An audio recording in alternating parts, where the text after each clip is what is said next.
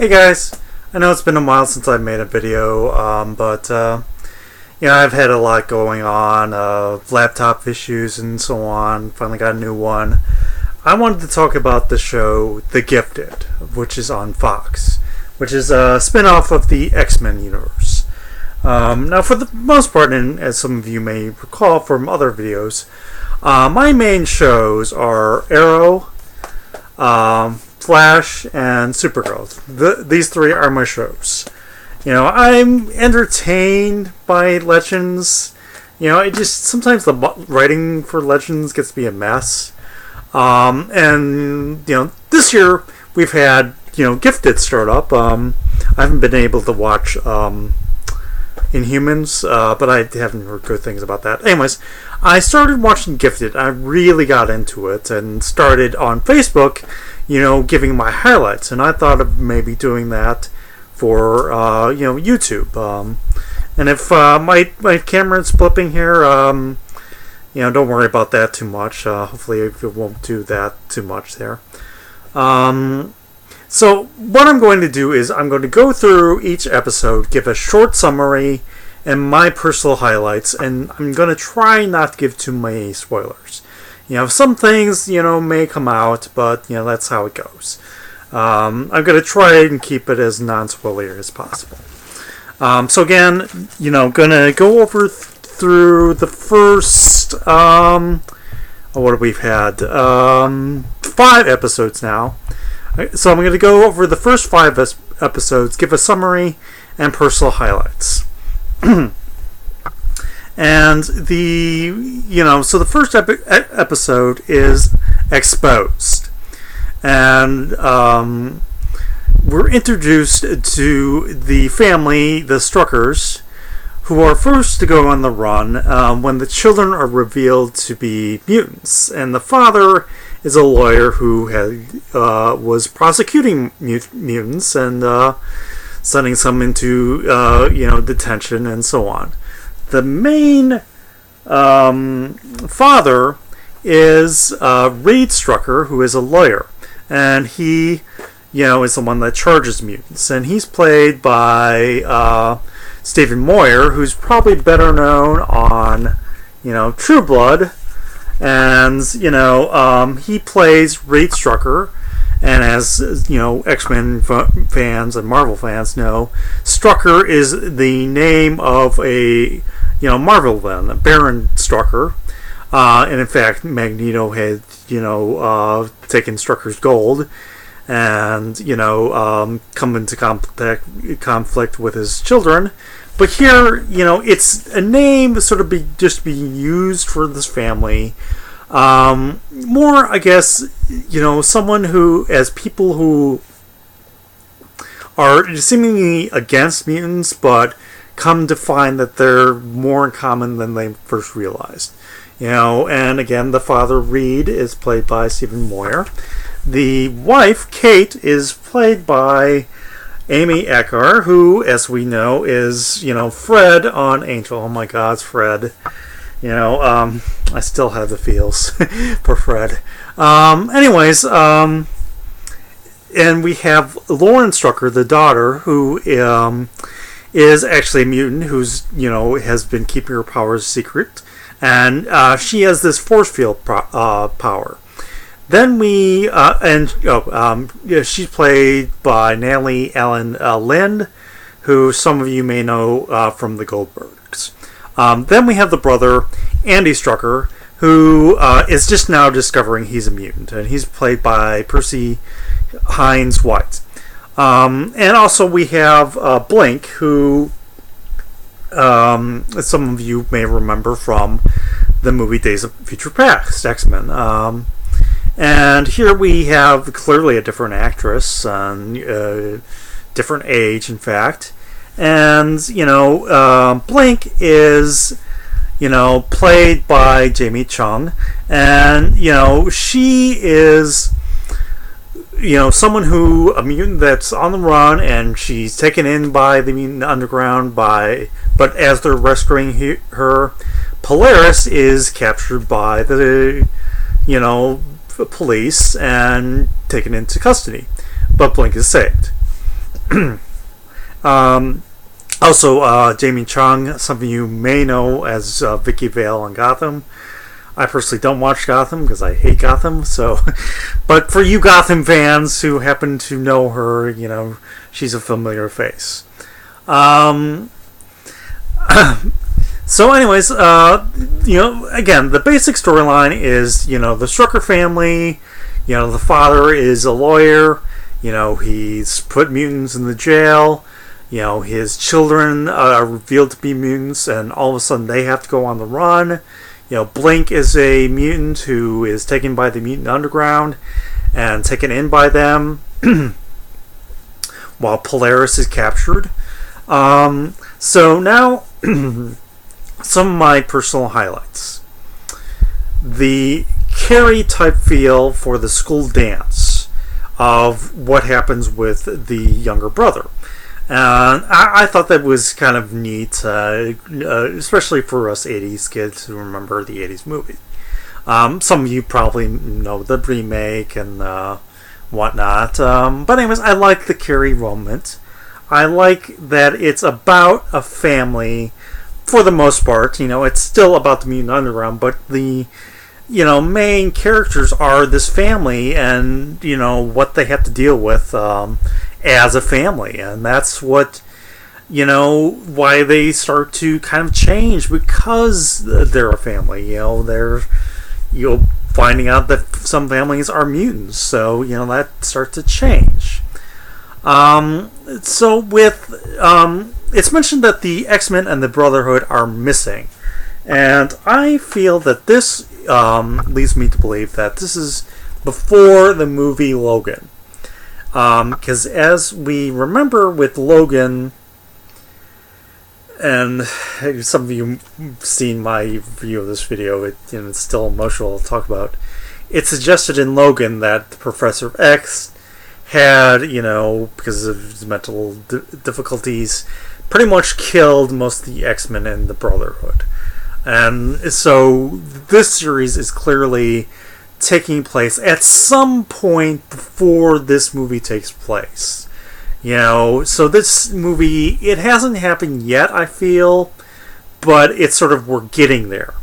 And we'll talk about that as we progress, because there's certain things that develop, mainly in this movie, that there aren't that many mutants that have not happened yet in this series, i.e. we have mutants who are on the run, although it's suggested in this one that there may be mutants up in the north, but we're not entirely sure.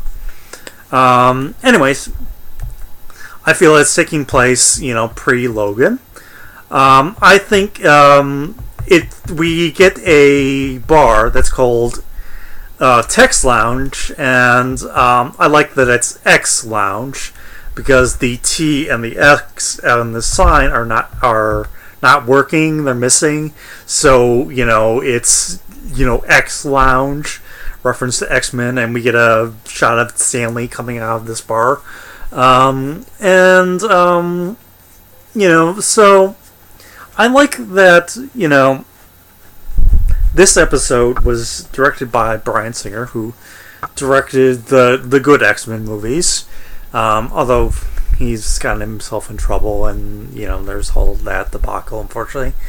But the fact that he's directing this episode kind of helps bridge the gap between the movies and this TV series, and so that I felt was good. I think my only two nitpicks are mainly the lack of costumes, and that's always my complaints for these kind of things. Sometimes we go full on costumes, sometimes we don't, sometimes we pull back with these shows and movies. It's, for those of us who like comics and like full costumes, it can be frustrating with these live action mediums that don't have full costumes, there's also, my second nitpick is this sort of gee whiz factor that we get with the mutants, and how, ooh, look how strange they look, and ooh, look how their powers work, and that type of thing. But, there were plenty of good things I liked about this episode. For one thing, not only does Eclipse have the theme song to the 90s animated series, but I felt that this episode sort of had a Night of the Sentinels feel. Night of the Sentinels, as many of you know, was the first two-parter episode of this series. And I felt this episode, sort of dovetailed the elements and undertones of Night of the Sentinels and how things happen. One of the mutants being captured, and we're finding out about mutants, and various elements that Night of the Sentinels brought for the 90s series, introducing us to the world of X-Men. That sort of similar feel is for this first episode, and I think that was very good.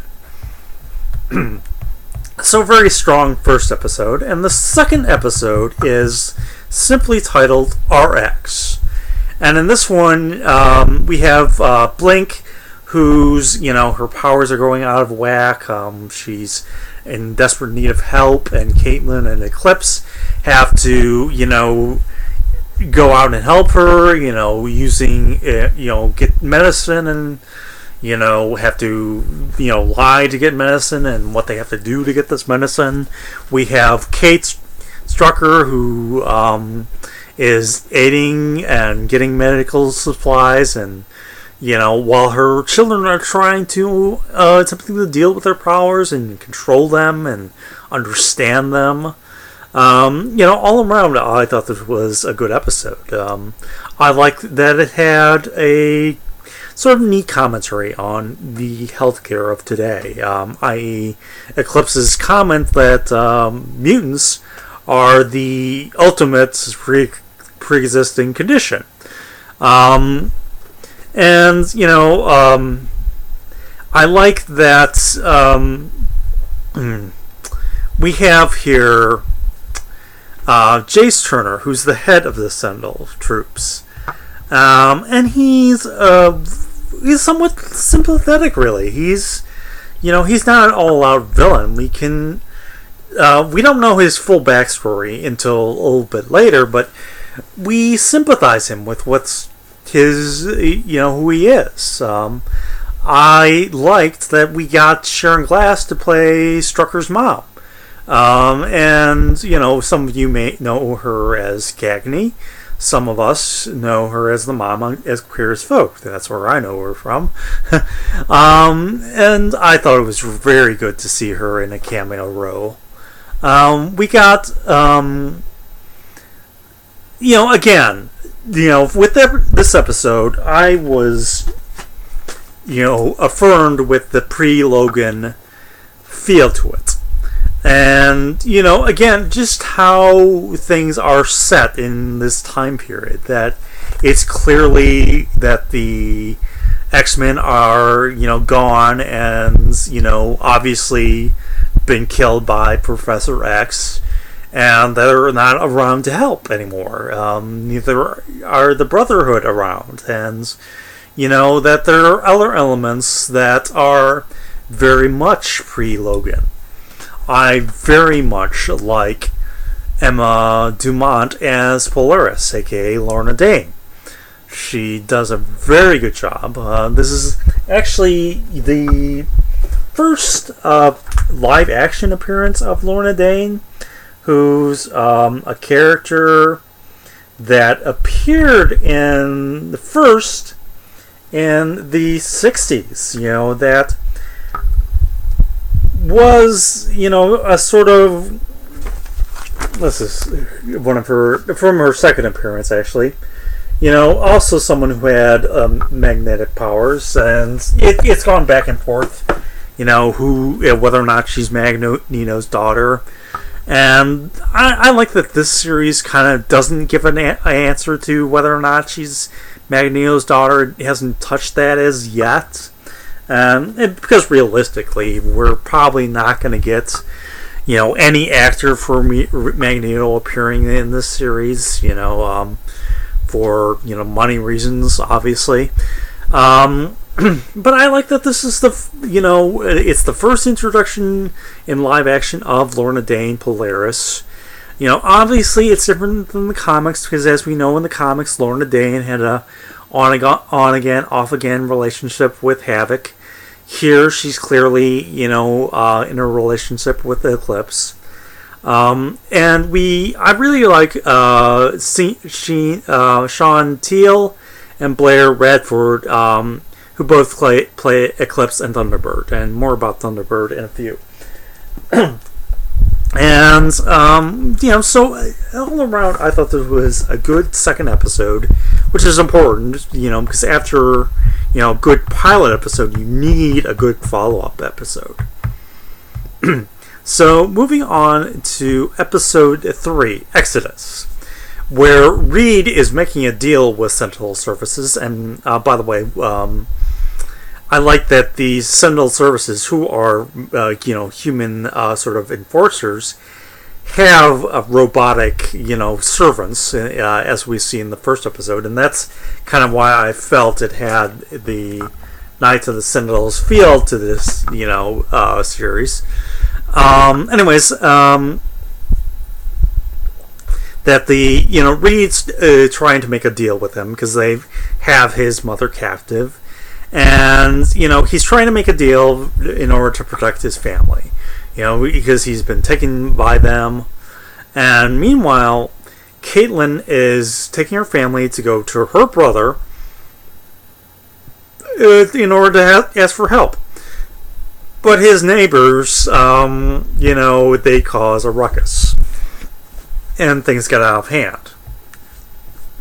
Now, it's clear with this episode to me that every episode is going to have the letter X in the title, which is, campy and cheesy, but I love it so. We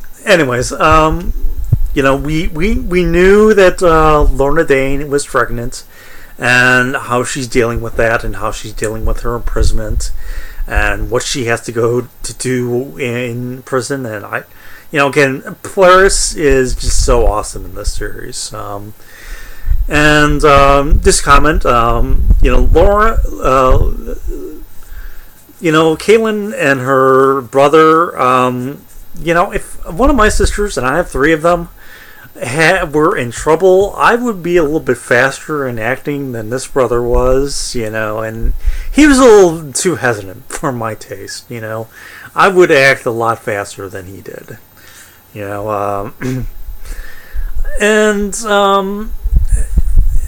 I like that this series, it's everything that X-Men is about. That is, they are the ultimate outsiders. That's, why I like them most of all in Marvel Comics. That they are these outsiders. Now, we have, again, Polaris stuck in prison, being a badass. And we also have, in the Mutant Underground, Dreamer, who's played by Elena Satine. I might be mispronouncing that last name. And she creates false memories, and she can kind of read people's minds. But her powers have consequences, and we're going to see that later on. And I like that Jace, the kind of lead of the Sentinel Service, he fears this doctor, Dr. Roderick Campbell, and he's reluctant to get involved with him. And I have a suspicion that Campbell is someone that is also going to lead into the pre-Logan, facilities that were, experimenting on mutants. Now, I'd like that Reed was refused to endanger a mutant child and his mother. He was all, in order to protect his own family, going to sell out the Mutant Underground. And it's, so he goes back to the bar, and he goes to the guy who ferries escaping mutants to the Mutant Underground. and he's wearing a tracker. But he sees this young boy who's a mutant trying to escape, and his mother is trying to protect him, and Reed identifies with that. I really like that, and because of this mother and her child, Reed changes his mind and says, "No, I'm not going to give up the mutant underground. Because I'm a father. I see this mother trying to protect her kid. No, I'm not going to be part of that." Now, John Proudstar, who's played by Blair Bedford, here, and again, Thunderbird is from the original, Uncanny X-Men run, and he, here he has tracking powers, and it's clear that it is John Proudstar.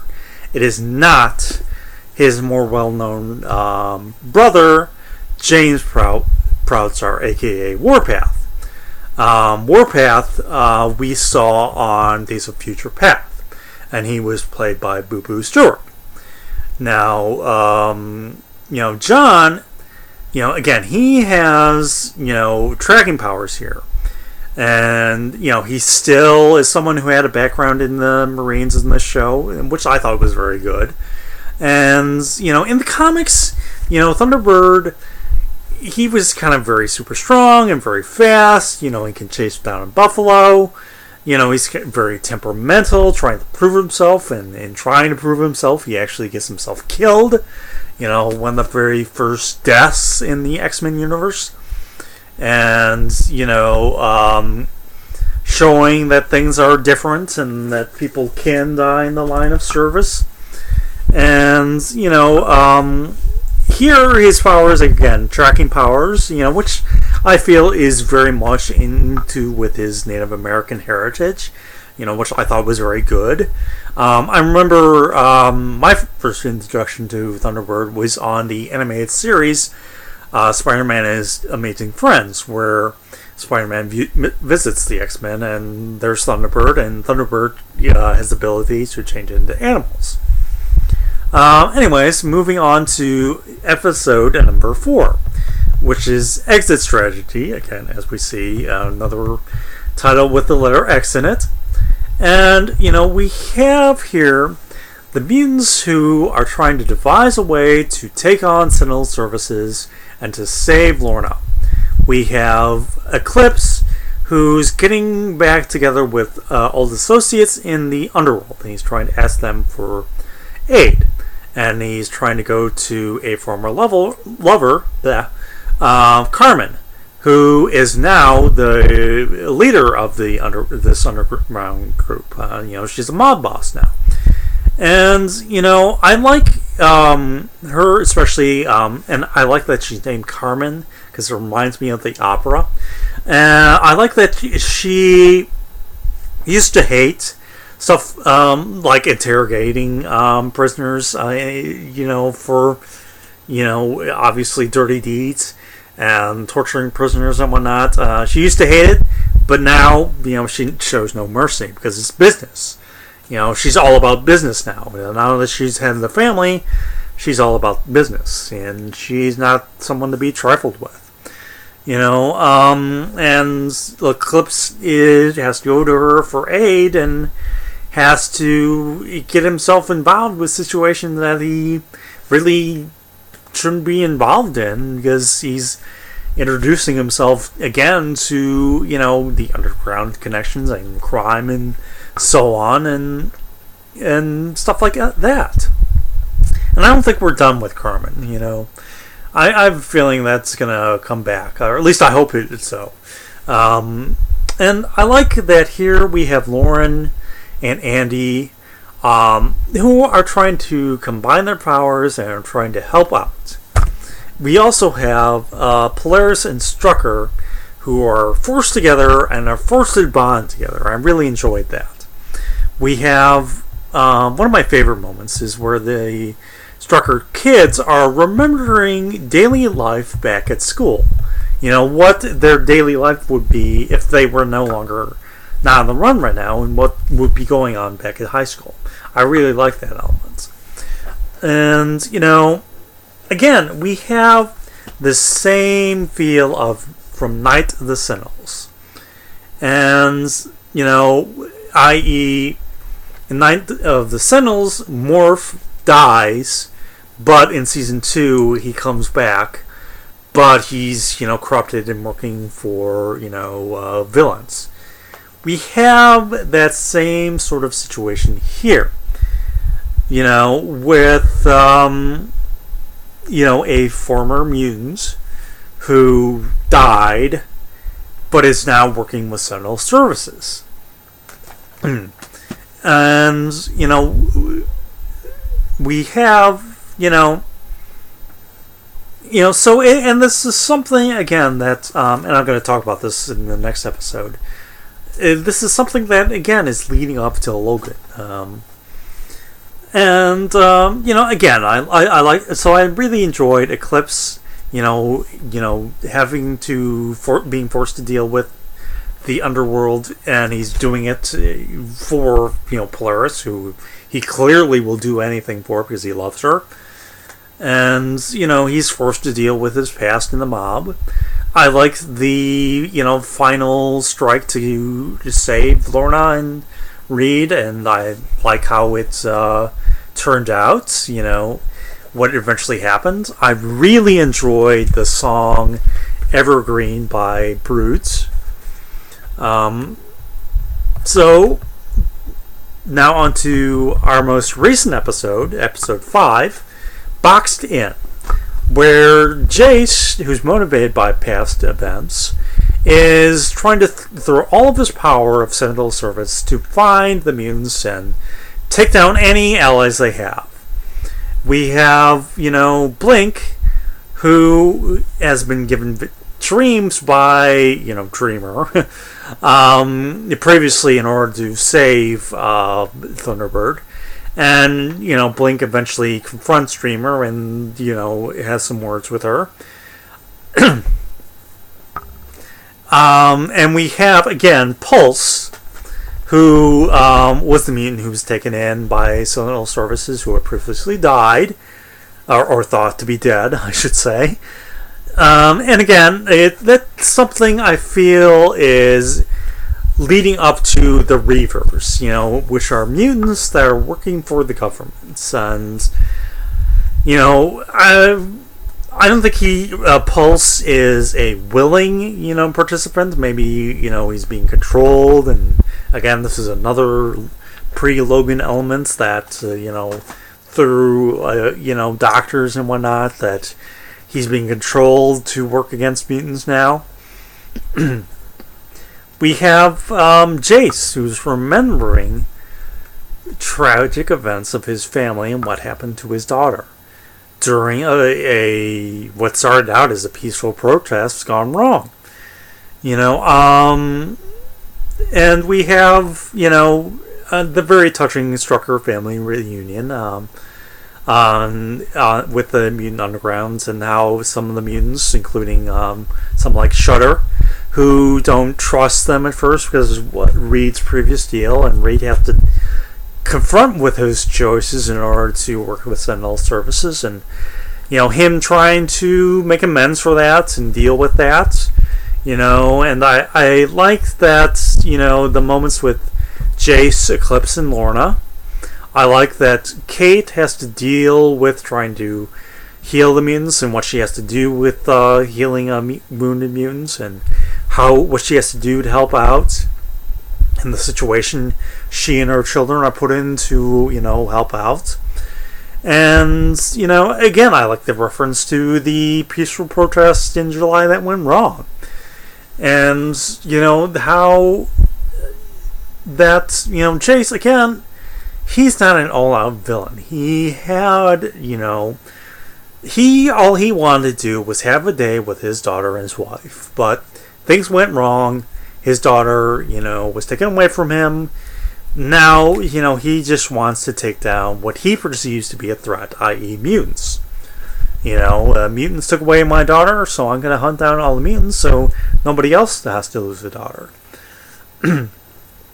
And, I like, what Reed has to deal with in order to, save the Mutant Underground and the choices he has to make to divert the police and stuff like that, I liked the moments of the Strucker family having, family moments together, and having a moment as a family, because for a few episodes now, they haven't had that. Anyways, as I said, I just wanted to give episode highlights, my personal highlights, and short summaries. I may do more as I go on. I don't know if I'll do episode by episode or just a group of episodes. We'll see how it goes. I hope you've enjoyed this, and we'll continue watching if I do more.